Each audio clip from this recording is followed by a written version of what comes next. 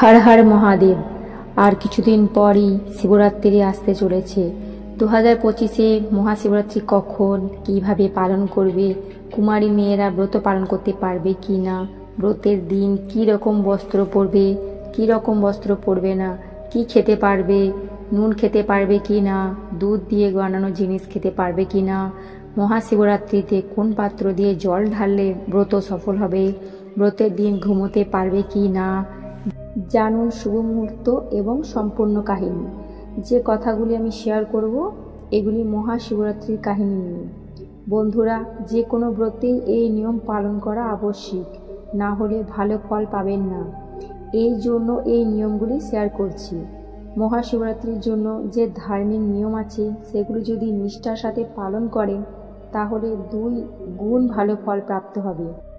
আর হ্যাঁ, যদি ভালো ফল পেতে চান তাহলে কমেন্টে অবশ্যই লিখুন ওম নমঃ শিবায়।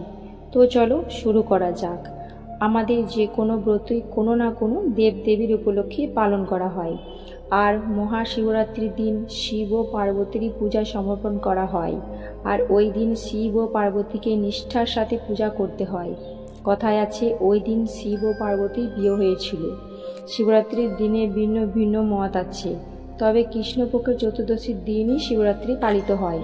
মহাশিবরাত্রির ব্রত প্রাতকাল থেকে চতুর্দশী রাত্রি পর্যন্ত পালন করা উচিত এবং 4 প্রহরে ভগবান শিবের পুজো করা উচিত। এই বিধি নিয়ম মেনে জাগরণ, পূজা, উপবাস একসাথে পালন করা হয় এবং ভগবান শিবের বিশেষ কৃপা লাভ করা যায়।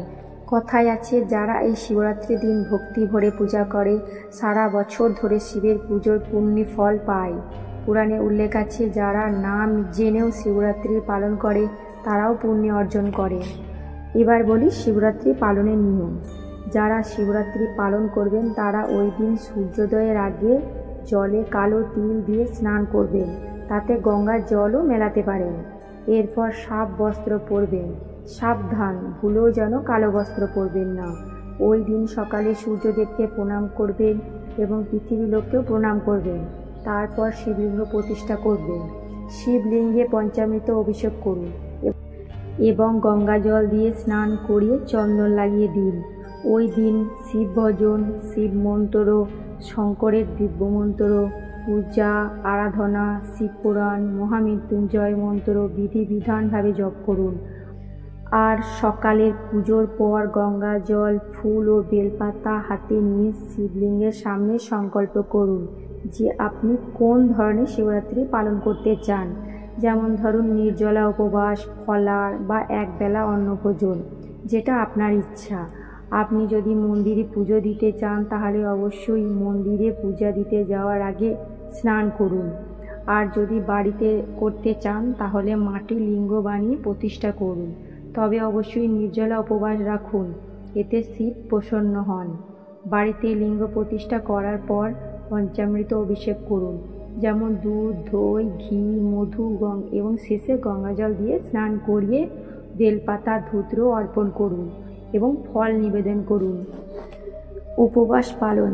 শিবরাত্রির দিন ভক্তরা উপবাস করেন। শাস্ত্র অনুযায়ী ওই দিন সকাল থেকে পরের দিন সকাল পর্যন্ত উপবাস পালন করা হয়। যারা উপবাস করছেন তারা সূর্যাস্তের আগে দুধ ও ফল গ্রহণ করতে পারেন। সারা রাত জেগে ভক্তিগীতি গাওয়া এবং শিবের নাম জপ করা হয়। পরের দিন সকালে পুজোর প্রসাদ গ্রহণের মাধ্যমে উপবাস ভঙ্গ করা হয়। প্রতিটি প্রহরে শিবলিঙ্গের অভিষেক করা হয়। প্রথম প্রহর জল, দ্বিতীয় প্রহরে দই, তৃতীয় প্রহরে ঘি, চতুর্থ প্রহরে মধু। প্রতিটি অভিষেকের সময় বেলপাতা, ধূত্র, আকন্দ ফুল ইত্যাদি নিবেদন করুন। পুজোর শেষে মহাদেবের 108টি নাম জপ করুন। এবার বলি শিবের পুজোর উপকরণে কি কি লাগবে। বেলপাতা, ধূত্র ফুল, আকন্দ ফুল, দই, ঘি, মধু, দুধ, গঙ্গা জল, সাদা ও গোলাপি পদ্ম ফুলও দিতে পারেন, হলুদ ও কুমকুম। এই উপকরণগুলি শিবলিঙ্গের অভিষেক ও সজ্জা করা হয়। তবে অবশ্যই শিব যখন মন্ত্র জপ করবেন তখন ওম নমঃ শিবায় মন্ত্রটাই জপ করবেন। এছাড়া মহামৃত্যুঞ্জয় মন্ত্র জপ করতে পারেন। এবার আসি মহাশিবরাত্রি পুজোর শুভ সময়। বৈদিক ক্যালেন্ডার অনুসারে চতুর্দশী তিথি 2025 সালের 26শে ফেব্রুয়ারি সকাল 11টা 8 শুরু হবে। এরপরে এটি শেষ হবে 17 ফেব্রুয়ারি 2025 সকাল 8টা 54। 2025 সালে 26শে ফেব্রুয়ারি শিবরাত্রির উপবাস পালন করা হবে। 26শে ফেব্রুয়ারি সকাল 12:09 থেকে 12:59 পর্যন্ত শিব পুজোর মুহূর্ত হবে, যেখানে 26শে ফেব্রুয়ারি রাতের প্রথম প্রান্তিকে আপনি এটি সন্ধ্যা 6:19 থেকে 9:26 পর্যন্ত করতে পারেন। দ্বিতীয় প্রহরে পুজোর সময় হতে পারে 9:26 থেকে রাত 12:34 পর্যন্ত। তৃতীয় প্রহর 27শে ফেব্রুয়ারি বেলা 12:34 থেকে 3:04 পর্যন্ত করা যেতে পারে। 2025 সালের 27শে ফেব্রুয়ারি মহাশিবরাত্রির উপবাস ভাঙা শুভ সময় সকাল 6:48 থেকে সকাল 8:54 পর্যন্ত। তবে হ্যাঁ, শিবরাত্রির দিন ঘুমানো উচিত নয়। সারা দিন এবং রাত্রি শিবমন্ত্র জপ করা উচিত এবং শিবের ভজন করা উচিত, এতে ভালো ফল পাবেন। কথিত আছে ওই দিন ভোলেনাথ পৃথিবীতে থাকা সমস্ত শিবলিঙ্গে আশীর্বাদ পান। তিনি বাস্তব রূপে সকলের মধ্যেই বিরাজ করেন, তাই ভক্তদের সামান্য ভক্তিতে তিনি সন্তুষ্ট হন এবং তাদের মনোবাঞ্ছা পূর্ণ করেন। এই রাতে জাগরণ ও ভজন কীর্তনের মাধ্যমে বিশেষ গুরুত্ব রয়েছে, তাই শিবরাত্রির দিন ভক্তরা ভক্তি ভরে পুজো করলে শিব প্রসন্ন হন। শিবরাত্রিতে শিবলিঙ্গে জল ঢালার তা সাধারণত তামা, পিতল বা রূপার পাত্র ব্যবহার করা হয়। স্টিল বা লোহার পাত্র ব্যবহার করা উচিত নয়। শিবলিঙ্গে জল ঢালার সময় মেনে চলা উচিত। ডান হাতে পাত্র ধরে শিবলিঙ্গে জল ঢালা উচিত। জল ঢালার সময় ওম নমঃ শিবায় মন্ত্র উচ্চারণ করুন। জল ঢালা ধীরে ধীরে করুন। জল তামা বা ব্রোঞ্জের রূপোর পাত্রে বহন করা উচিত। জল হাঁড়ির ডান দিকে যা ভগবান গণেশের প্রতীক এবং তারপর বাম দিকে যা ভগবান কার্তিকের প্রতীক নিবেদন করুন। শিবলিঙ্গে জল ঢালায় আরও কিছু বিশেষ মেনে চলা উচিত। সেগুলি হলো শিবলিঙ্গে জল ঢালায় ফল পেতে হলে প্রতিটি নিয়ম মেনে চলা উচিত।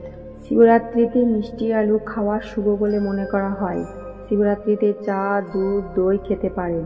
এছাড়া লুচি বা নোনতা খাবার খেতে পারেন। শিবরাত্রিতে উপবাসকারীরা গম, ভাত, লবণ, নির্দিষ্ট শাকসবজি, ডাল এবং অনুরূপ খাওয়া থেকে বিরত থাকবেন।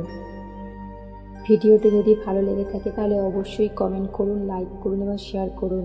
রাধে রাধে।